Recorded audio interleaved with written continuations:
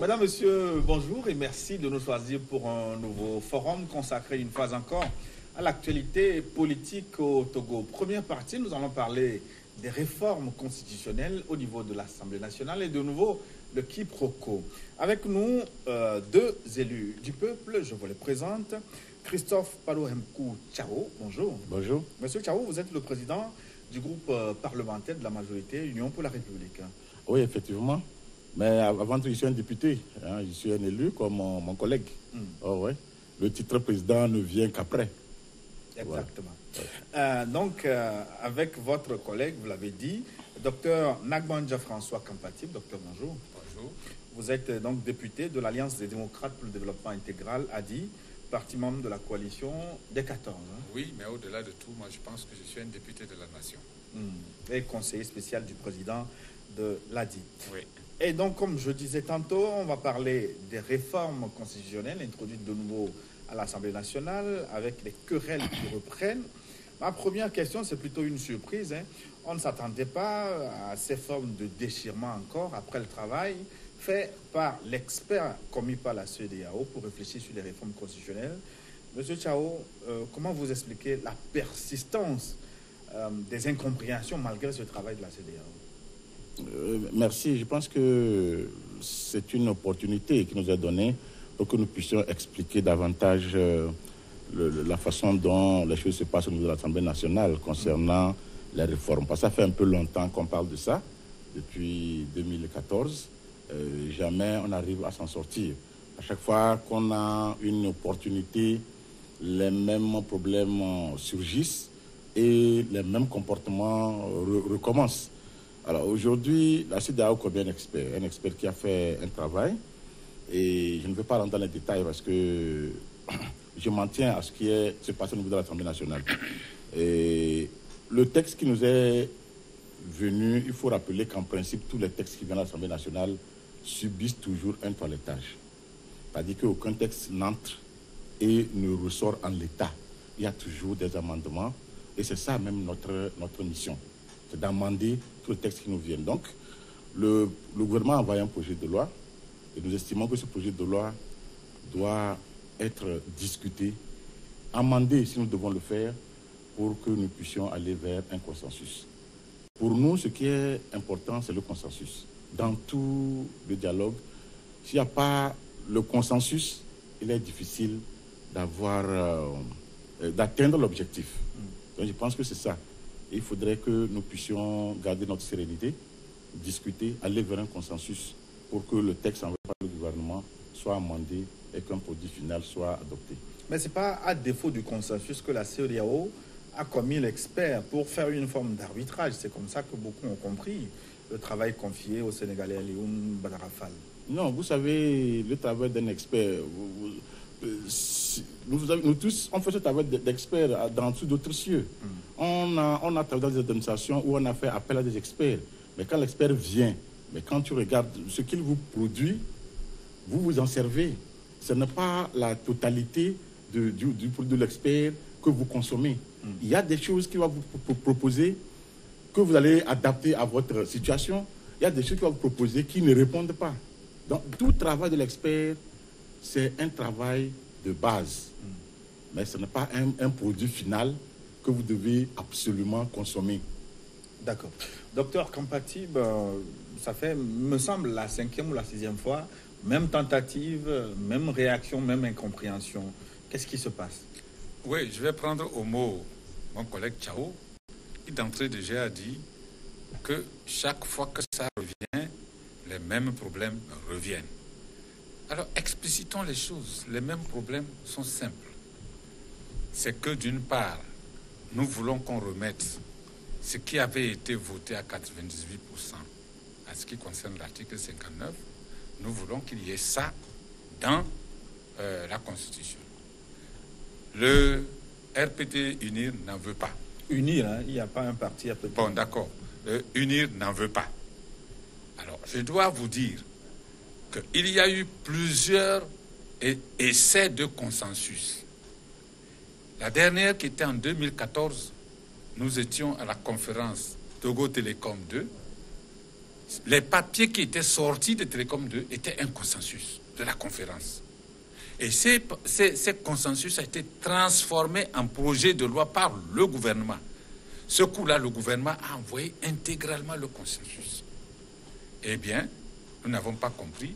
Le jour du vote, nous étions ahuris parce que à 100%, les députés du pouvoir avaient voté contre le projet de texte de leur propre gouvernement. Ça ne s'est jamais vu dans aucun pays. Or, ce texte était un consensus. Donc, quand il dit que le consensus est difficile, non, il y a eu des consensus qui ont été rejetés. Et ce qui se passe aujourd'hui, c'est que justement l'année dernière, lorsque nous avons commencé à manifester, le gouvernement a envoyé un projet de la même nature à l'Assemblée. Le projet est arrivé, nous avons tenté de l'amender, nous avons apporté nos amendements. Et le président de la commission et le commissaire au gouvernement ont rejeté en bloc tous les amendements que nous avons apportés. Et donc, nous sommes partis de l'hémicycle parce que nous ne pourrions pas rester dans un processus qui ne respecte pas justement nos textes où nous avons le droit aux amendements. Ça a été un. C'est un peu le remake de ce qui s'est passé l'année dernière. Mais entre-temps, comme la crise s'est exacerbée, le gouvernement lui-même a appelé au secours la CEDEAO. En arbitre, la CEDEAO est venue, nous a posé une feuille de route. Ça n'a pas produit tous les assentiments. Ça ne contenait pas tout ce qu'on désirait. Mais nous avons fait un pas. Le pas important de l'opposition, c'est que, pour une fois, il a accepté la feuille de route. Et il a accepté que ça se mette en œuvre. Et c'est la CEDEAO qui a commis un expert qui nous dit, bon, l'expert va vous aider à avoir un consensus. Et voilà, l'expert les a consultés, le gouvernement. L'expert nous a consultés. Et sur la base de ce que chacun a dit, l'expert a produit un texte qu'il a donné à la commission, à la CEDEAO. La CEDEAO a validé ce texte en écrivant noir sur blanc que c'est le seul qui a foi. Et maintenant, la CEDEAO a transmis ces textes. Nous l'avons reçu officiellement. Nous espérons que le gouvernement l'a reçu officiellement, puisque le ministre Bawara a dit qu'ils ont produit leur texte avant que celui de la CEDEAO n'arrive, mais celui de la CEDEAO est arrivé le 12 chez eux. Nous l'avons reçu le 17. Donc, nous avons reçu le texte de la CEDEAO qui est le consensus. C'est un consensus. Et on ne va pas chercher encore un autre consensus. Donc, vous êtes étonné de voir le gouvernement envoyer tout à fait étonné. Un autre test à l'Assemblée nationale. Oui, en plus, le gouvernement l'a envoyé sans attendre le produit de l'expert. D'accord, on va demander... Alors, nous ne comprenons pas ce qui s'est passé. À l'honorable Tchao de nous expliquer alors, dans la mesure où l'expert devait rendre un projet, faire une proposition, pourquoi le gouvernement a-t-il devancé les événements en envoyant un autre test à l'Assemblée nationale? Honorable Tchao. Je vais corriger certains aspects par rapport à mon collègue. Oui. Vous savez, le texte que le gouvernement a envoyé, qui a été rejeté en 2014, l'exposé des motifs était clair. Ils ont clairement dit, étant donné qu'à Togo Télécom 2, on n'a pas réussi à trouver consensus sur certains points, on vous renvoie le texte à l'Assemblée pour que vous puissiez trouver le consensus. On a discuté. Moi, je vous ai dit que dans le bureau du PA, on a voulu aller vers un consensus sur certains points. Le président de l'Assemblée. L'Assemblée nationale. Mais nos collègues qui étaient en face de nous ont dit non, ça doit être rétroactif. Mais vous voulez, ils nous ont proposé qu'on puisse voter le texte en l'état, qui va être rétroactif, et on va signer un accord politique avec UNIR concernant le président du parti de UNIR. Nous avons dit non. Lui n'était pas là. Moi, j'ai discuté avec d'autres personnes qui ont là, parce que c'est des groupes parlementaires. Moi, j'étais avec l'autre groupe parlementaire, parce qu'ils ont la majorité. Alors, on l'a voté contre. Quand on dit que c'est la première fois, mais non, vous n'avez pas trouvé de consensus, vous votez un texte. Non. Ensuite, mais pour ce qui est des amendements, on a mené un texte en 2017. Ils sont venus dire, ils ont allé photocopier la Constitution de 92 pour venir déposer, pour dire, voilà nos amendements. Mais vous prenez dans la Constitution de 92 les articles que vous pouvez apporter pour amender. C'était ça. Pour en venir au texte actuel, le gouvernement nous a clairement expliqué la dernière fois, et ils étaient là, l'opposition était là. Il dit, moi, par rapport à la feuille de route de la CEDEAO, il fallait voter le texte et les réformes avant le 30 novembre.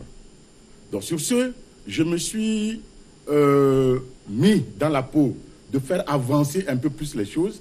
Comme le texte de l'expert n'arrivait pas, le gouvernement a conçu, en prenant en compte les éléments contenus dans la feuille de route édictée par la conférence des chefs d'État, à savoir la limitation des mandats, le scrutin à 2 tours et la recomposition de la Cour constitutionnelle. Donc le gouvernement a pris en compte les 3 aspects et il a proposé une rédaction. Le projet de loi est arrivé. Le jour où nous avons discuté, c'est après qu'on nous a donné le texte de l'expert avec un avant-projet. Ils disent qu'ils l'ont eu, mais le jour-là, ils ont dit qu'ils ne l'ont pas eu dans la salle. Mais la question, pourquoi le gouvernement ne pouvait pas attendre ou solliciter l'expert pour savoir à quel moment... Attention.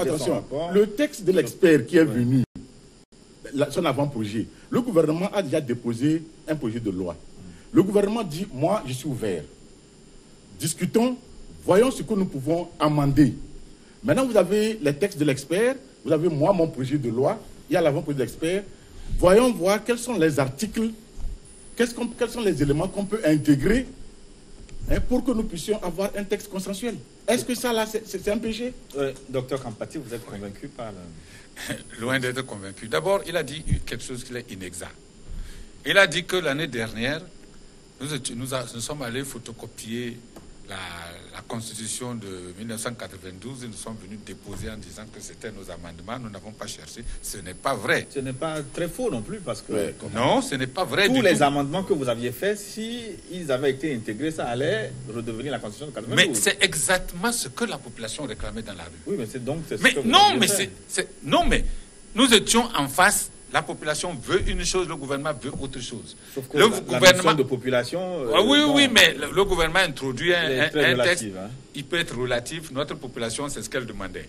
Le gouvernement a introduit un texte. Nous avons introduit des amendements. Travaillons dessus. On pourrait maintenant trouver un consensus sur certains nombres d'articles.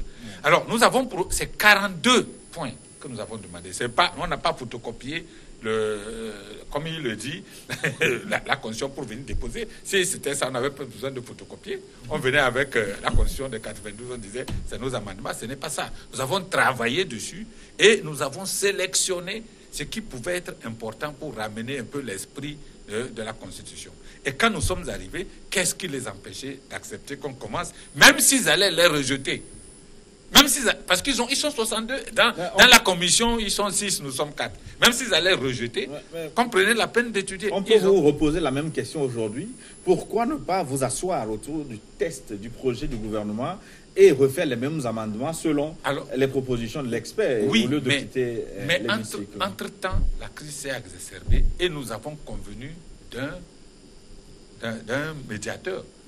Qui est en fait même, il est plus qu'un médiateur, parce que les choses comme ça s'est passé, la CEDEAO n'a plus joué même un rôle de médiation.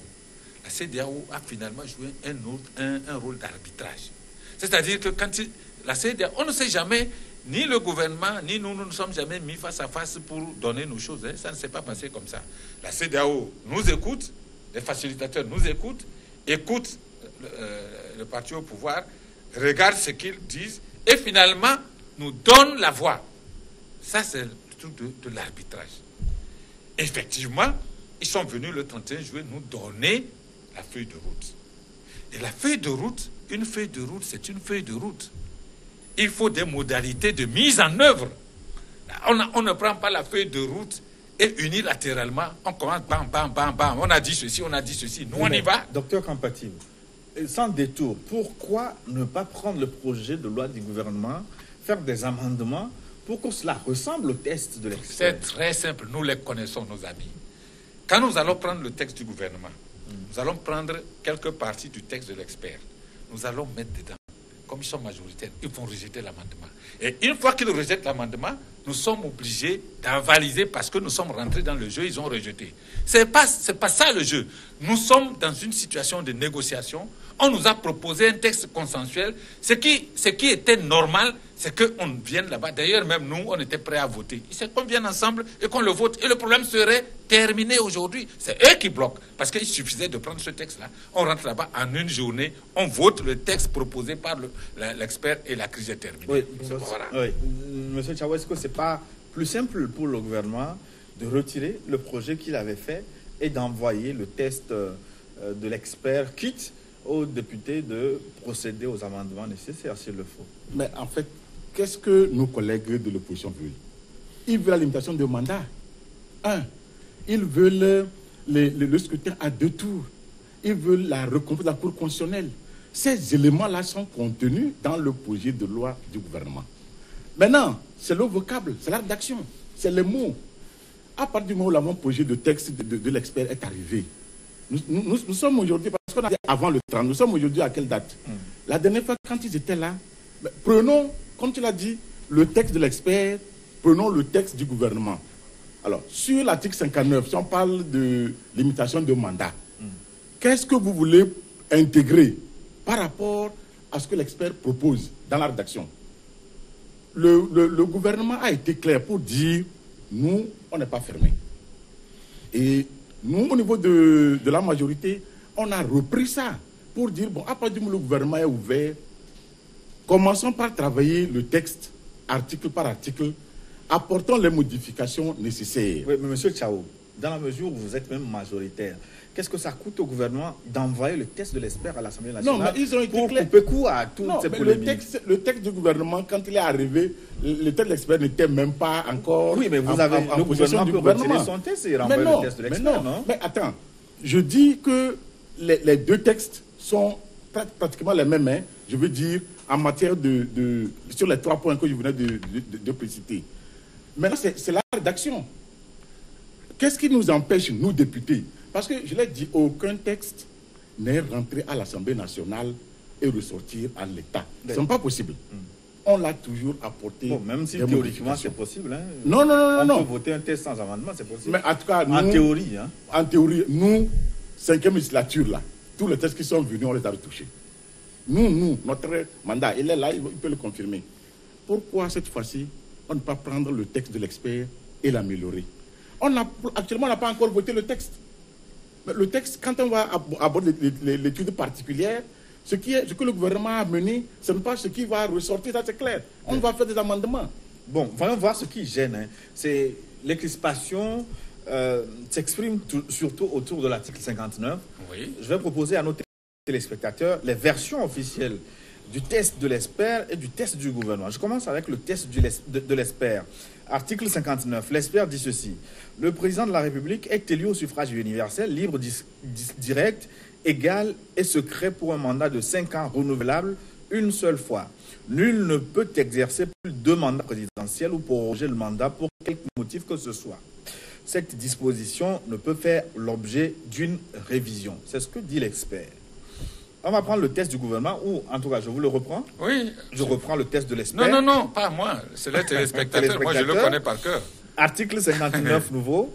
Le président de la République est élu au suffrage universel, libre, direct, égal et secret pour un mandat de 5 ans renouvelable une seule fois. Nul ne peut exercer plus de 2 mandats présidentiels ou proroger le mandat pour quelque motif que ce soit. Cette disposition ne peut faire l'objet d'une révision. Voilà la proposition de l'expert en ce qui concerne l'article 59. Maintenant, le test du gouvernement. Article 59 nouveau. Le président de la République est élu au suffrage universel direct et secret pour un mandat de 5 ans renouvelable une seule fois. Le président de la République reste en fonction jusqu'à la prise de fonction effective de son successeur élu. C'est ce que dit le test du gouvernement. Alors, quelle est la différence? Qu'est-ce qui vous gêne dans le test du gouvernement? La différence est extrêmement importante. Et je crois que si les téléspectateurs ont bien écouté, tout le monde peut se faire une idée. Le texte que l'expert propose, si on l'adopte aujourd'hui, ne parlons pas de rétroactivité ou d'activité. Ça veut dire que désormais, si moi je suis élu président de la République, je ne peux faire que 2 mandats et en aucun cas, où il a mis nul seulement, c'est la même chose, en aucun cas je ne peux plus prétendre que ce soit après faire un 3e mandat. C'est ce que ça signifie. Cette clarification est très importante et c'est ce qu'il y a dans tous les pays qui nous entourent pour faire en sorte que ce que nous vivons au Togo ne se répète plus. Donc l'expert est allé chercher un synonyme à votre en aucun cas. C'est pour ça que nous avons dit que c'est bon. Nous avons dit que c'est bon. Et tous les Togolais qui nous écoutent peuvent savoir que ce texte-là nous amène à quelque chose de différent que ce que nous vivons aujourd'hui. Et le texte proposé par le gouvernement ne le fait pas. Ne le fait pas du tout. Et il me dit, d'abord, je réponds à une chose de mon collègue Chao, qui disait tout à l'heure que quand on est arrivé à l'Assemblée, les deux textes étaient là. Je vais préciser les choses. C'est pas vrai. Quand nous sommes arrivés à l'Assemblée, le ministre du gouvernement a proposé son texte et a dit qu'on doit travailler sur ce texte parce que eux, ils ne sont pas tenus de prendre le texte de l'expert. Il a même dit que le texte de l'expert, c'est un conseil technique. Et donc, c'est sur insistance de nous-mêmes que finalement, ils sont allés chercher le texte de l'expert qu'ils ont photocopié et qu'ils nous ont distribué dans la salle. C'est comme ça que ça s'est passé, pour déjà remettre ça comme ça. Donc, on n'avait pas le texte de l'expert. C'est bien après qu'on a copié. Nous l'avions parce qu'on nous a transmis officiellement. Mais c'est le gouvernement qui devait transmettre. Et lorsqu'on étudie un texte, tous les textes afférents, c'est-à-dire tout ce qui intéresse le texte, normalement, le gouvernement le photocopie et l'amène. Le gouvernement avait photocopié uniquement la feuille de route. Nous avons dit, mais après la feuille de route, il y a eu le comité de suivi, il y a eu le chronogramme. Pourquoi est-ce qu'on n'a pas amené tous ces textes? On s'en réfère uniquement à la feuille de route. Ce qui met en œuvre la feuille de route, c'est le comité de suivi. Yeah. Donc, vous voyez, la mauvaise foi est évidente. Yeah. Et c'est à cause de cette différence qu'on a des problèmes jusqu'à aujourd'hui. Il n'y a que cette différence, rien d'autre. Donc, si le gouvernement prenait le texte de l'expert et venait mettre sur... La crise est terminée. On n'aura même pas besoin. On aurait voté et on serait dans le temps. Honorable Chao, oui. Franchement, les deux articles 59 sont très différents. Hein. Celui du gouvernement et celui de l'expert, ça ne dit pas la même chose, monsieur Chao. Non, d'abord, il faut relever une chose. Je n'ai pas dit que dans la salle, on avait les textes. Non, je dis bien, on avait eu les deux textes dans la salle. En réalité, on n'a fait que l'exposé des motifs. On n'est pas venu à l'étude particulière, c'est-à-dire article par article. Le débat portait seulement sur l'exposé des motifs. C'est ça. On n'a même pas touché le texte, hein, article par article. On n'est pas arrivé à ce niveau. Donc, les choses qu'on nous a distribuées après, c'était pour aller sur l'étude au fond, c'est-à-dire aborder l'étude particulière. Oui. Voilà. Donc, dans un premier temps, c'est l'exposé des motifs. Là-bas, il n'y a pas d'article. Il n'y a rien. Voilà. Alors, maintenant, si ce que vous dites, moi, personnellement, sur ces deux articles-là, la différence réside à quel niveau? Ce que nous voulons, c'est que les mandats soient limités. Maintenant, s'il y a un mot qui ne figure pas, une phrase qui ne figure pas au niveau de l'article 59 du gouvernement, que les autres souhaitent, il faut être dans la salle. Proposer que, bon, voilà, je souhaite que sur l'article 59 du gouvernement, qu'on ajoute tel bout de phrase de l'expert. Mais il faut le faire. Parce que c'est ça le rôle d'un député. C'est d'amender le projet. C'est pour ça que le gouvernement dit projet de loi. Mais une fois que l'Assemblée fait son travail, ça ne devient plus un projet, ça devient carrément une loi. Est-ce que l'affaire là ne dépasse pas les députés dans la mesure où c'est une négociation politique avec un document qui est allé même au niveau de la CEDEAO, validé par les facilitateurs que vous avez choisis et renvoyé au gouvernement. L'expert a écouté toutes les parties. Dans cette mesure-là, est-ce que les députés ont encore un rôle pointu je vais vous répondre avec des exemples précis. Ouais. L'Assemblée nationale, nous sommes là pour accompagner le dialogue. Oui. Mais vous savez, quand ils sont réunis pour dire, bon voilà, pour choisir les membres de la CENI, les extra-parlementaires, c'est-à-dire la société civile et les partis qui ne sont pas représentés, notre règlement intérieur dit que c'est sur appel à candidature. Vous comprenez?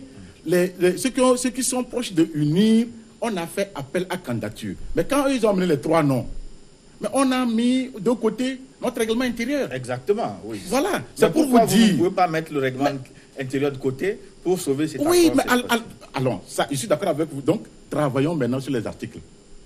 Qu'ils proposent ce qu'ils ont proposé. C'est pour vous dire que nous pouvons mettre de côté certaines dispositions, qu'elles soient même, j'allais dire, de la loi, pour qu'on puisse avancer. Mais on n'a pas abordé l'étude particulière. Bien, je vais bien préciser. Non, les modalités, il escamote. Lorsqu'on est à l'étude particulière, on relève toutes les insuffisantes de l'exposé des motifs. C'est comme ça que ça se passe. L'exposé des motifs n'a même pas mentionné qu'il y a eu un expert qui a travaillé.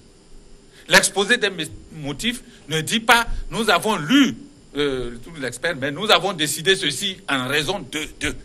Et c'est là que se trouvait le problème. Et nous sommes méfiants lorsque le gouvernement vient et dit « le texte de l'expert n'est qu'un chat échaudé craint l'eau froide ». Quand nous allons nous asseoir et que nous allons dire que nous prenons le texte de l'expert et que nous mettons dedans et qu'ils le rejettent, c'est fini. Parce qu'ils ont dit qu'ils sont à 2 tiers majoritaires. Et ils vont nous dire que non, le texte a été rejeté.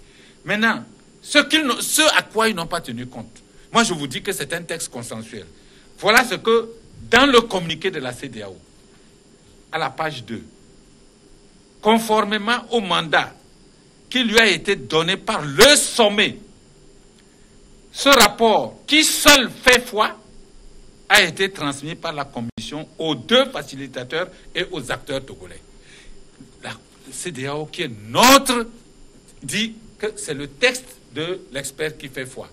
Alors, comme il le dit, que pour la nomination de nos membres, on a fait fi du règlement, a bien dit, c'est que nous sommes dans une négociation politique qui aboutit sur des solutions politiques. Nous ne sommes plus dans le cadre de la normalité. Et c'est en ce moment-là que pour résoudre la crise, chacun de nous met son ego.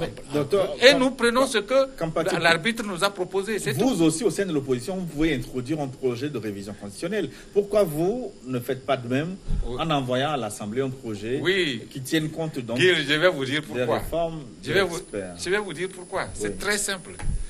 De 2014 à maintenant, l'opposition a introduit 3 propositions de loi. Tout s'est bloqué même avant l'étude en commission. Premièrement. Deuxièmement, dans la situation actuelle où l'expert nous a donné le chemin à suivre, si nous introduisons ça comme proposition de loi de l'opposition, nous revenons au même problème. Et il suffira qu'eux, étant majoritaires, qu'ils rejettent la proposition et on ne sera pas sorti de l'ornière. C'est-à-dire que pour nous, ce qui était simple et compréhensible pour tous ceux qui nous écoutent, l'expert a fait quelque chose, la CEDEAO a avalisé. Mais est-ce que ce n'est pas gênant de prendre une proposition, un texte d'un expert étranger comme ça, comme proposition de loi constitutionnelle d'un pays? Est-ce que ça ne pose pas un problème? Aucune gêne, puisque c'est perçu comme un document consensuel. L'expert nous a consulté, l'expert a consulté la partie gouvernementale avant d'écrire le texte. Ça ne gêne pas du tout. C'est d'ailleurs ce qui était normalement le bon sens, c'est ce qu'il prévoyait. On fait les négociations et puis l'arbitre vient vous mettre sur un pied d'égalité. Vous dit, bon, voilà ce que vous devez faire. Vous le faites et la chose est terminée. Maintenant, le gouvernement fait autre chose qui aggrave de nouveau la crise. Monsieur Tchao, dans le test de l'expert, qu'est-ce qui est gênant pour le parti uni? Non, je le précise. D'abord, il dit que dans l'exposé des motifs, on n'a pas fait cas de l'expert. Mais le gouvernement a envoyé son projet avant que le projet de l'expert n'arrive.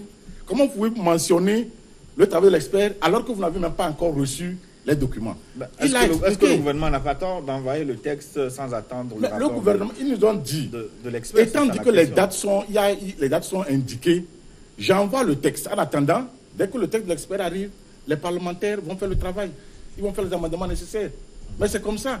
Mais ce texte-là, il n'y a aucun problème. Alors, quand vous dites qu'est-ce qui gêne, en réalité, nous n'avons pas encore entamé l'étude particulière. C'est pour ça que... Vous l'avez lu vous-même. Est-ce que c'est un texte qui vous convient? Attention.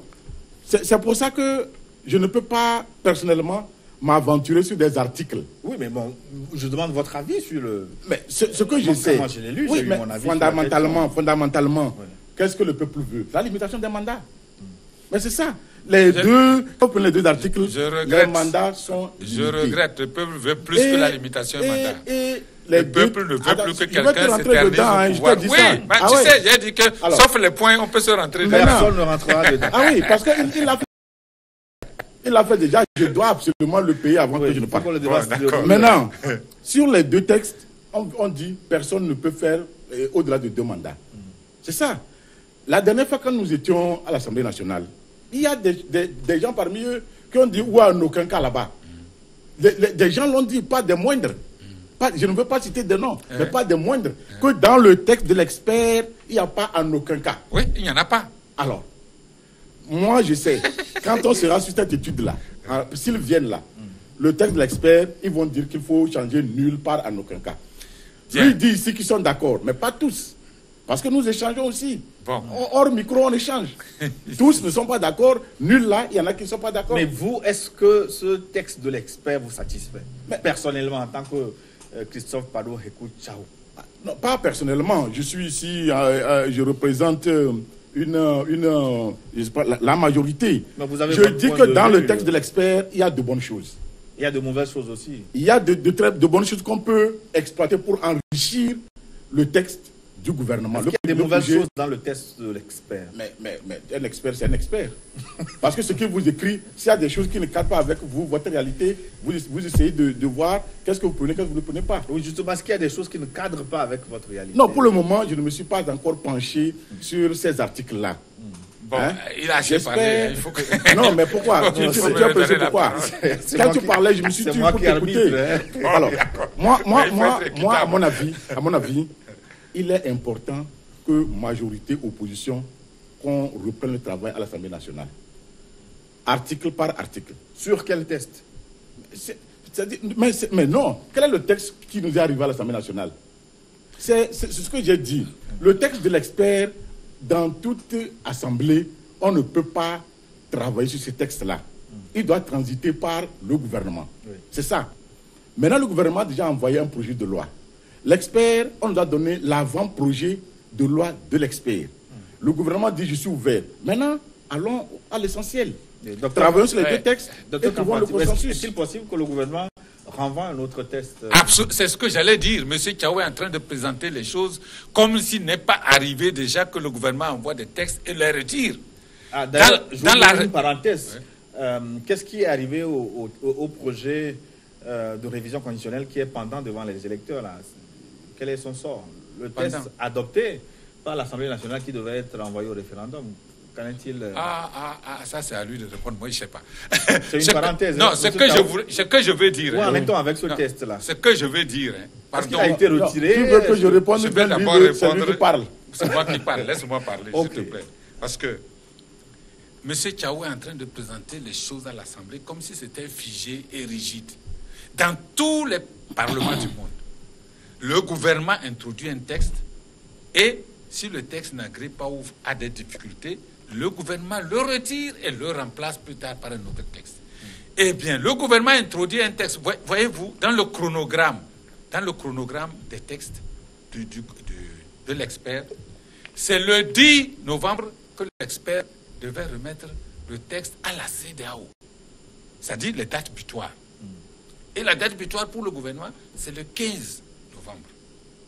Et déjà, le 8 novembre, le gouvernement se précipite et envoie. Quand je parlais de Est-ce que c'était le 8 Oui, on devait même étudier ça le vendredi. Ils ont reporté de 2 jours, un vendredi 8, je crois. Non, attendez que je vais... Le lundi était 10, ça fait 8, ça fait 7, le 7. Le vendredi 7, on devait déjà étudier le texte du gouvernement. Maintenant, quand nous disons que dans l'exposé des motifs, au moins qu'on nous dise qu'il y a eu un comité de suivi, qui a commis un expert, qui est en train de travailler. Tout ça là, c'était mis de côté. Ça, c'est ce truc. Maintenant, pour revenir, M. Bawara, interrogé sur la question, dit, nous avons reçu le 12. C'est toujours dans les délais. À partir du moment où le gouvernement a reçu ça le 12, la bonne foi voudrait que le gouvernement retire son texte et immédiatement soumet le texte de l'expert en donnant des consignes, en disant c'est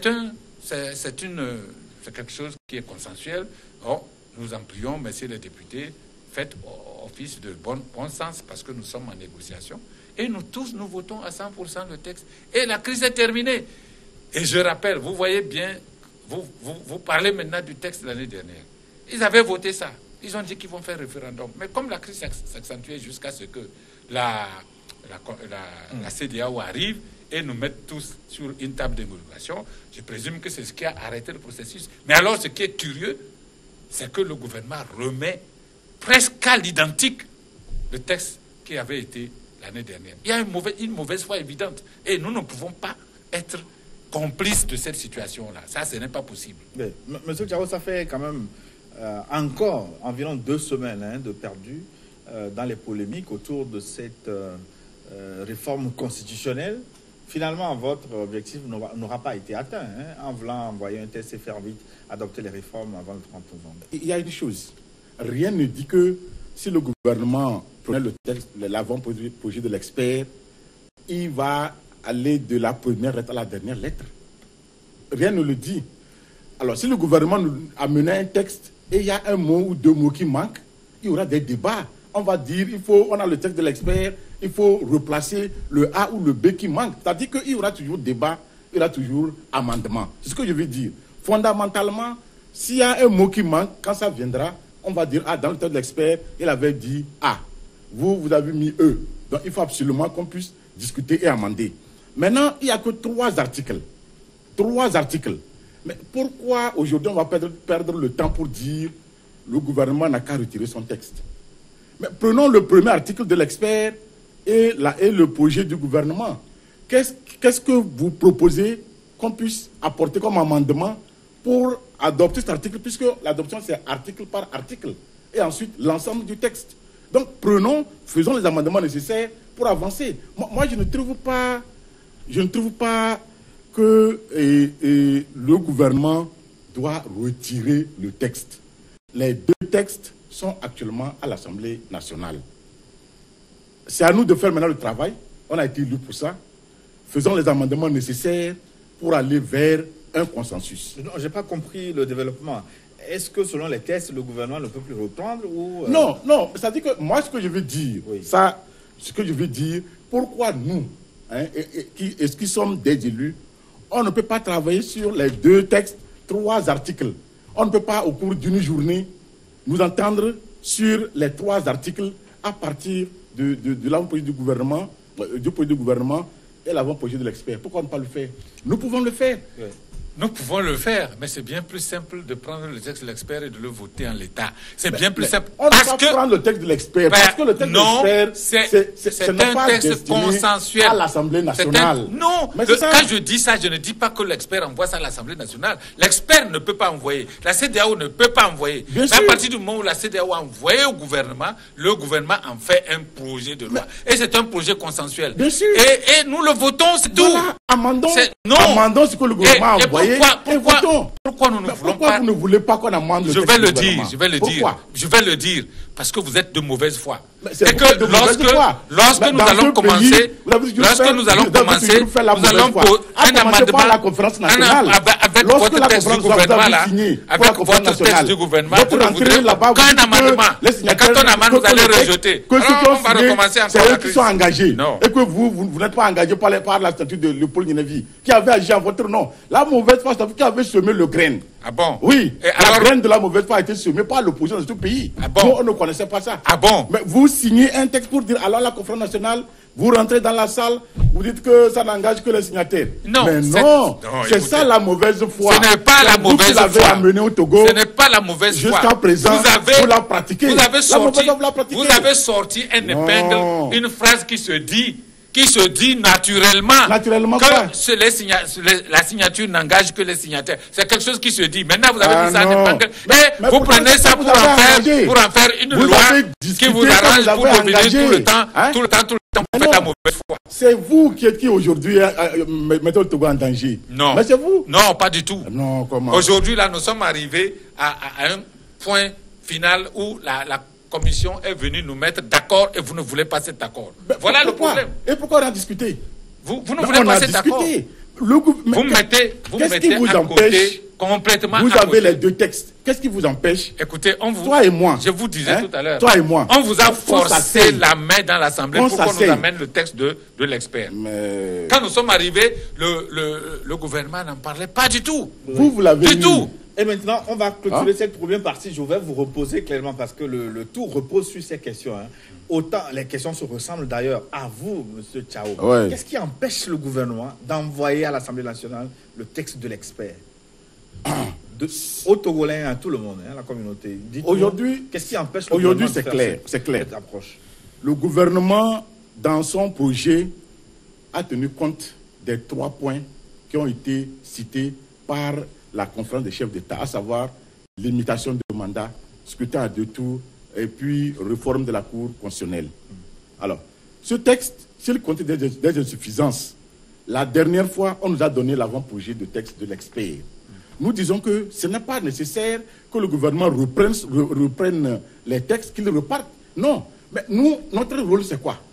Parce que même si le gouvernement reprend son texte, le ramène, on va toujours porter des amendements. On va le faire. Quel que soit le texte que le gouvernement va amener, on va faire des amendements. Pourquoi ne pas gagner en temps en prenant les 2 textes et en allant directement aux amendements? Mais vous parlez de gain de temps, mais ça fait 2 semaines de perdu. Mais oui, c'est l'opposition. Mais non, le gain de temps est simple. Le gain de temps, c'est prendre le texte et le voter. On aurait déjà résolu le problème. C'est vous qui tardez.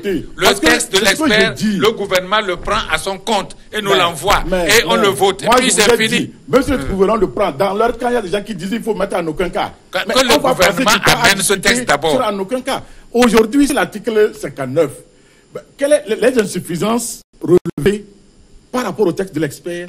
Faites des propositions et amendons et avançons. Nous vous connaissons. Nous connaissons tellement votre mauvaise foi. Nous ne voulons pas rentrer dans un système où vous allez nous piéger en disant ça y est, nous avons pris le gouvernement et l'Assemblée a rejeté les amendements de l'expert. Docteur Kampatib, si je vous prends au mot, s'ils sont de si mauvaise foi, en quoi vous pouvez compter sur eux pour voter un test que vous aimez, s'ils sont de si mauvaise foi?